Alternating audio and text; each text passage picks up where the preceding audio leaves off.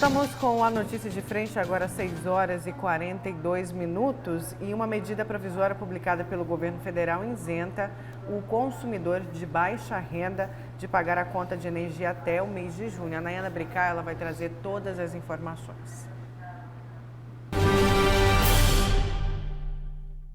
A medida provisória 950 beneficia algumas famílias aqui do país em meio a essa pandemia contra o coronavírus. Eu vou conversar com a Gisela Simona, que é conciliadora, e vai explicar para a gente quais são as medidas tomadas e também quem é que pode ter direito a não pagar a conta. Na verdade, o governo federal lançou essa medida só para conta, mas taxas serão cobradas ainda, né, Gisela? Exatamente, a medida ela vem beneficiando aí a todos os brasileiros que na verdade já estão enquadrados como baixa renda, né? Então aquele consumidor que é monofásico, né, que consome até 220 kWh, né, esse aí ele não receberá conta com relação ao consumo, né? O que nós temos aí é a cobrança ainda dos impostos, ICMS, contribuição de iluminação pública, que ainda serão cobrados do consumidor. Então a conta chegará, né, com relação a esses outros impostos, não podendo aí vir o que a gente chama de consumo. Gisela, em relação ao não corte da energia, porque o governo também determinou que pelos próximos 3 meses a energia não seja cortada. Vocês estão recebendo reclamações quanto a isso? Então, na verdade, a reclamação que nós temos é no que se refere à cobrança, né? O consumidor, ele não vai ter o corte, mas ele continuará recebendo cobrança, lembrando que não está a empresa impedida de cobrar juros e multa por esse não pagamento, como também aí a inclusão do nome do consumidor em banco de dados de proteção ao crédito. Então, é importante aí o consumidor que tiver condições de fazer o pagamento dessa conta, que faça, né, para que você não tenha aí o seu nome inscrito em banco de dados de proteção ao crédito. É importante a gente ressaltar que são duas medidas diferentes. Essa medida provisória de número 950, ela beneficia somente algumas famílias. Como que a pessoa pode saber se ela tem direito ou não? Então, ela pode olhar aí na sua conta de energia elétrica, logo na parte superior, onde está aí se a sua energia ela vem monofásica, bifásica ou trifásica, ao lado tem ali a informação se você já está enquadrado como baixa renda. A pessoa baixa renda, ela é monofásico e ela tem aí um desses benefícios do programa do governo federal, tipo Bolsa Família, o Cadastro Único, são as pessoas já enquadradas na tarifa baixa renda, né? As demais não têm esse benefício, né? Então, é importante aí saber que não basta você consumir até 220 kW, mas que você tenha aí o seu enquadramento como baixa renda. Em relação a essa outra medida, já beneficia todos, né? Ninguém vai ter a energia cortada pelos próximos 3 meses. Exatamente. Nenhum brasileiro, né, nenhum mato-grossense vai ter sua energia cortada nos próximos 3 meses em razão do inadimplemento, né? Então, aí, se houver qualquer corte, você pode acionar PROCON, os órgãos de fiscalização. E uma dica também que vale para todos aí, é que nós, consumidores, podemos aí fazer a autoleitura. Vejam que a Energisa, ela está aí com a possibilidade de fazer leitura por estimativa, mas é importante o consumidor saber que no dia que está lá na sua conta, que é a próxima leitura, você pode fazer essa leitura e aí ligar no 0800 da empresa ou por aplicativo e enviar essa leitura. Isso fará com que essa leitura venha o mais próximo do que é correto aí na sua residência. É só importante a gente ressaltar também que a energia não vai ser cortada, mas a conta chega normalmente, se atrasar vai ter juros, pode ter o nome restrito.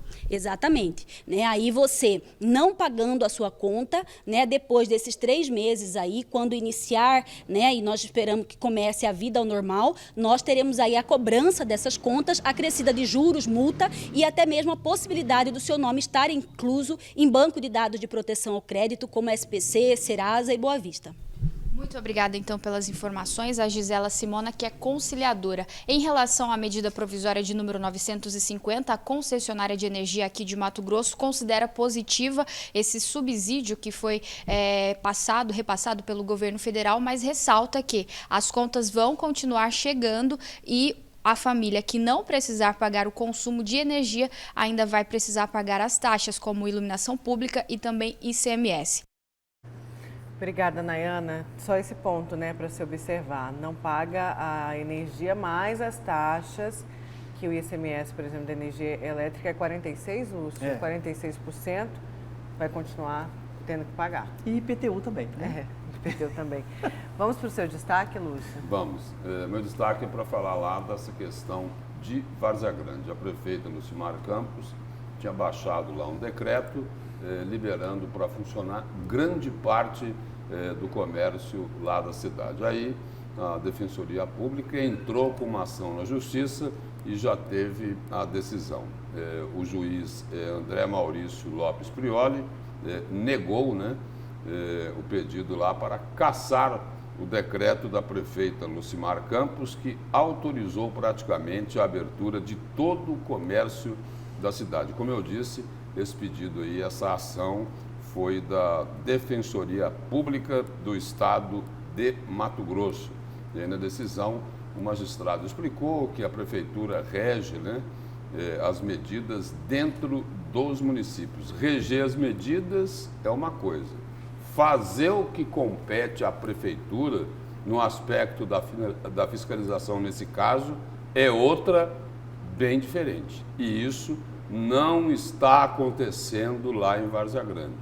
Liberaram grande parte do comércio e não está tendo fiscalização sobre as orientações, né, que estão sendo dadas pelas autoridades sanitárias, pelas autoridades da área de saúde. É isso que o juiz deixou muito claro na decisão dele. Ele alegou que não pode atuar como prefeito. Aí ele coloca que a prefeitura é que rege as medidas dentro do município, mas aí o município tem que cumprir a obrigação, né, a competência dele. Que é o seguinte, olha, tudo bem, quer liberar aí grande parte do comércio? Libera, mas e aí? Não vai cuidar do aspecto da aglomeração das pessoas? Que é uma orientação muito clara das autoridades da área de saúde? E aí? Vai aglomerar, colocar um monte de gente tudo junto para facilitar a contaminação aí pelo coronavírus? E nesse aspecto aí, no dia de ontem, teve uma manifestação do secretário Gilberto Figueiredo, o secretário estadual de saúde, e aí ele até ampliou um pouco, né? Ele não se limitou a Várzea Grande, ele colocou que o afrouxamento em Várzea Grande e Chapada dos Guimarães poderá elevar os casos dessa doença. Foi numa transmissão aí nas redes sociais, uma entrevista aí que parece-me que o secretário de saúde concede 3 vezes por semana, parece que é segunda, quarta e sexta. Aí ele disse o seguinte, que ele viu essas medidas de forma desconfortável e preocupante. Aí ele fala assim, olha, eu estou falando aqui da Grande Cuiabá, né, que pode ser considerado um território só. O trânsito existente entre essas duas cidades praticamente compromete as medidas estabelecidas em Cuiabá. Não é o ideal, não é o confortável. Portanto, conclui o secretário, muito provavelmente teremos elevação do número de casos nessa região, onde já é aqui em Mato Grosso o epicentro aí da contaminação pelo coronavírus. E o governo do estado também distribuiu um comunicado informando o seguinte, olha, as medidas do estado elas são orientativas, cabe aos prefeitos decidir as ações. E aí esse decreto aqui é o decreto 432, né, que foi publicado pelo governo estadual como uma forma de orientar os municípios sobre as medidas mais adequadas para conter o coronavírus, de acordo com a situação de cada localidade. Esse documento ele prevê a proibição de todo tipo, o que eu falei agora há pouco aqui, prevê a proibição de todo tipo de aglomeração, como reuniões, festas, eventos e nos locais onde a transmissão é comunitária, quando já não é possível isolar todos os possíveis contaminados, a restrição se torna maior com a permissão de funcionamento apenas das atividades essenciais. E é esta cobrança que está sendo feita lá em Várzea Grande, né, de fiscalizar aquela orientação das autoridades da área de saúde. E aí, para registrar aqui o seguinte, o governo diz, olha, as medidas são orientativas, e cabe aos prefeitos decidir as ações. A impressão que a gente tem é que aqui em Cuiabá e em Várzea Grande se cometem equívocos, mas em direções opostas, né? Aqui em Cuiabá, eu já ouvi bastante isso, dizendo o seguinte: olha, o prefeito Emanuel Pinheiro se antecipou demais nessas medidas de isolamento social aqui em Cuiabá. Ele começou com essas medidas muito antes do tempo. Até porque é o seguinte, o que as autoridades estão dizendo, o que a Secretaria Estadual de Saúde informa, é que o pico da pandemia aqui em Mato Grosso, especialmente aqui na Grande Cuiabá, deve ser aí no final de abril, início de maio. Então, é o seguinte, não terá como o prefeito de Cuiabá afrouxar essas medidas que teriam sido tomadas de forma muito antecipada. É isso? Então, é o seguinte, tomaram-se medidas enérgicas demais antes da hora. E lá em Várzea Grande fizeram diferente, né? Liberaram antes. Afrouxaram, né? Antes da hora também, ou seja, são questões opostas, né? Sim. E o que mais impressiona a gente é que é o seguinte, uma cidade do lado da outra, né? Com apenas um rio separando. Quer dizer, o prefeito de Cuiabá, Emanuel Pinheiro, hoje ele vai sentar lá, a informação de que ele tem uma reunião com a prefeita Lucimar Campos. Quer dizer, o prefeito de Cuiabá, de Várzea Grande, né? O próprio governo do Estado, mas vou deixar o governo do Estado de fora aqui, porque, como ele diz aqui, as medidas são orientativas e cabe aos prefeitos decidir as ações. Aí eles precisam ter um pouco mais de bom senso, né? Um pouco mais de equilíbrio. Quer dizer, a região é metropolitana, como é que Várzea Grande atua numa linha e Cuiabá atua numa linha totalmente diferente?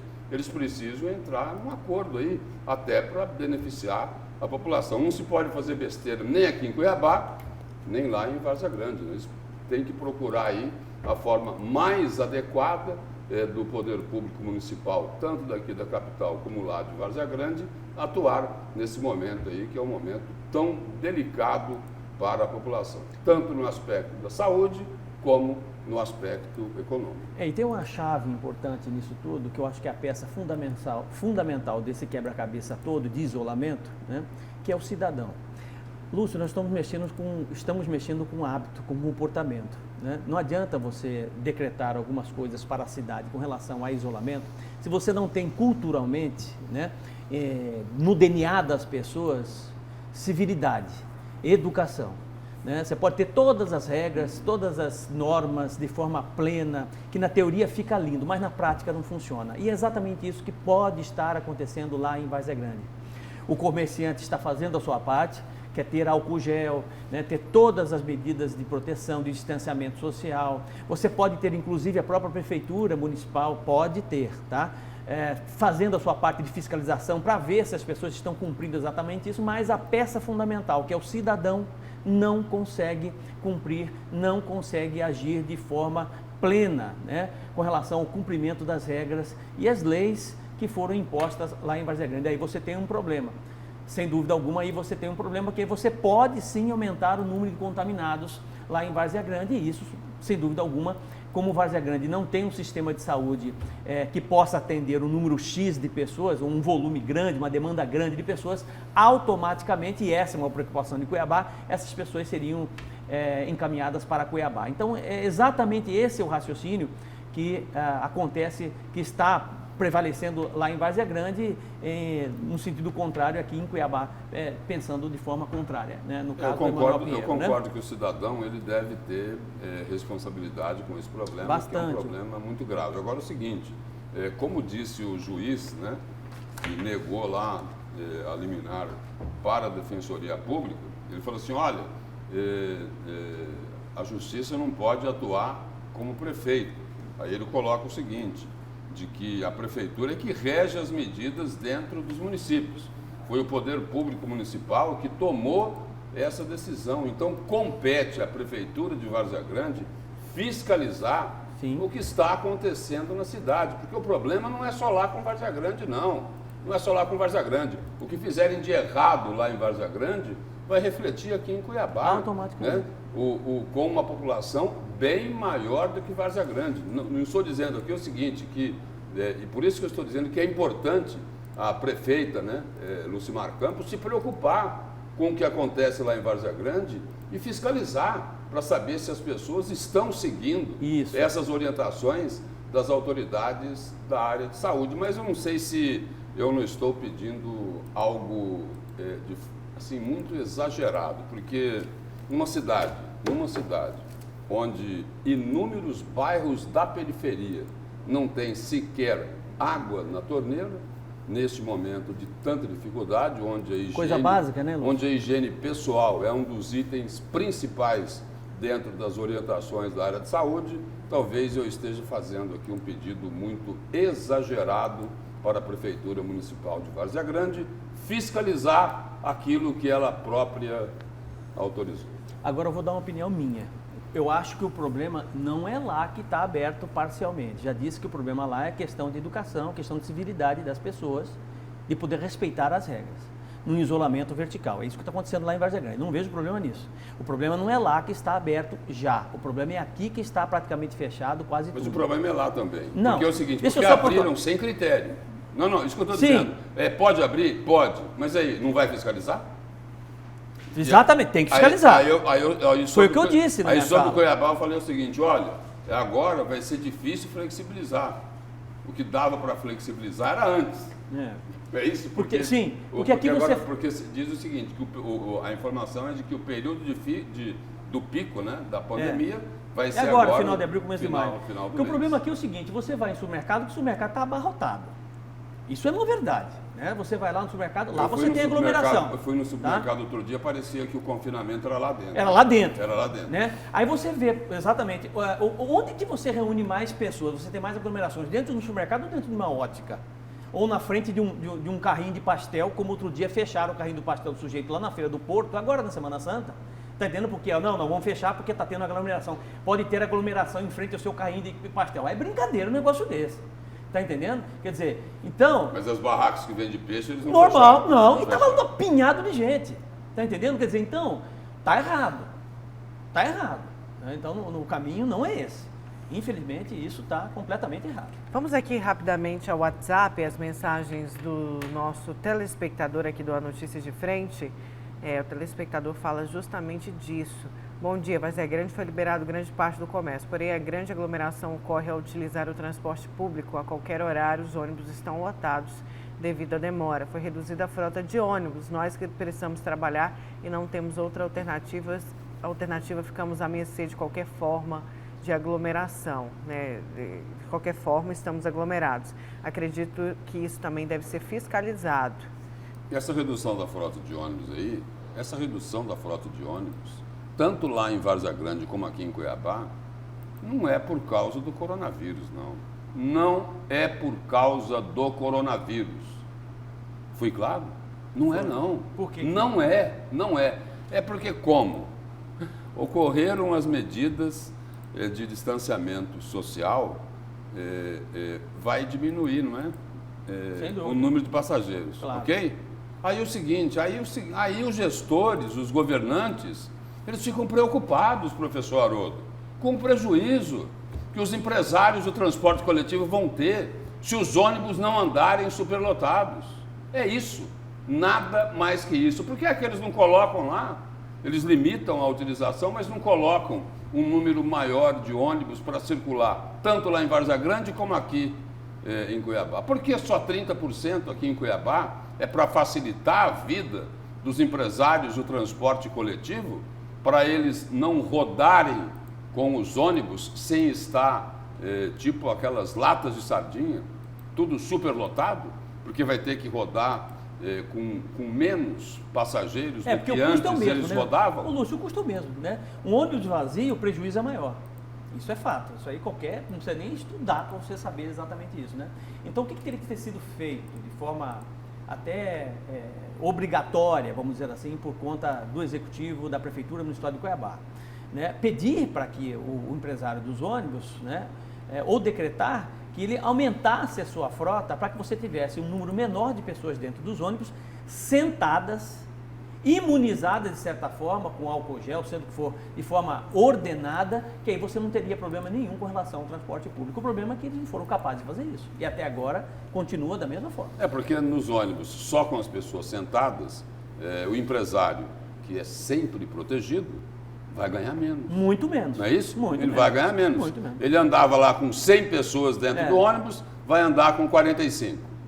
Vai ganhar metade. E é com o bolso do empresário que parece que os governantes estão preocupados. Ao invés de dar proteção para a população, seguindo as normas aí das autoridades da área de saúde, eles preferem facilitar a vida dos empresários do transporte coletivo. Esse sim, hein? Esse sim tem uma proteção imperial. A Tanto vida aqui toda. em Cuiabá como lá em Várzea Grande. E tem explicação para isso. Antero, vamos ao comentário aí do Antero. Você está nos ouvindo, por favor? Você quer comentar o destaque do Lúcio? Tá, eu quero só, Nayara, Lúcio e Haroldo, dizer o seguinte. Várzea Grande tem agido de forma inconsequente. Várzea Grande liberou geral, está tudo liberado em Várzea Grande. Restaurante está liberado em Várzea Grande, ônibus está liberado em Várzea Grande, comércio está liberado em Várzea Grande, está tudo liberado. Parece que a única coisa que não funciona lá é escola e a educação. E como é uma situação grave, né? Os campos governam Várzea Grande há 50 anos. 50 anos, pelo menos.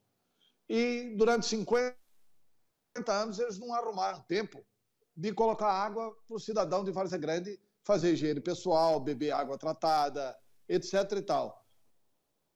O mesmo rio que serve Cuiabá, serve Várzea Grande. Em Cuiabá tem água e em Várzea Grande não tem água. Pelo menos 30%, 40% do município de Várzea Grande não tem água, o que é um absurdo. Outra situação. Emanuel Pinheiro decretou realmente aqui o fechamento do comércio, mas é preciso deixar muito claro, o comércio não obedeceu. Ontem, numa fiscalização da prefeitura, foram encontrados mais de 150 lojas comerciais abertas. Eu diria até o seguinte, as lojas estão funcionando normalmente. Elas vão vender menos, porque na crise, quem é que vai sair para comprar? Mas dizer que elas estão fechadas, obedecendo às ordens do Emanuel Pinheiro, isso não estão, né? E também concordo que o Emanuel pode ter baixado o decreto aqui muito antecipadamente, até porque o pico da crise vai vir. Agora, a Várzea Grande está contribuindo, se tiver Várzea Grande, vai ter dado enorme contribuição para a crise em Cuiabá e Várzea Grande. Ainda bem que o governador Mauro Mendes deve inaugurar lá dentro de 20 dias, dentro de 10 dias, 200 leitos no Hospital Metropolitano em Várzea Grande. Porque tomara que a gente não precise, né? Que seja uma infraestrutura criada. Mas a situação é difícil do jeito que Várzea Grande está tocando. Na volta a gente continua com a notícia de frente. Vamos para o destaque do professor Haroldo.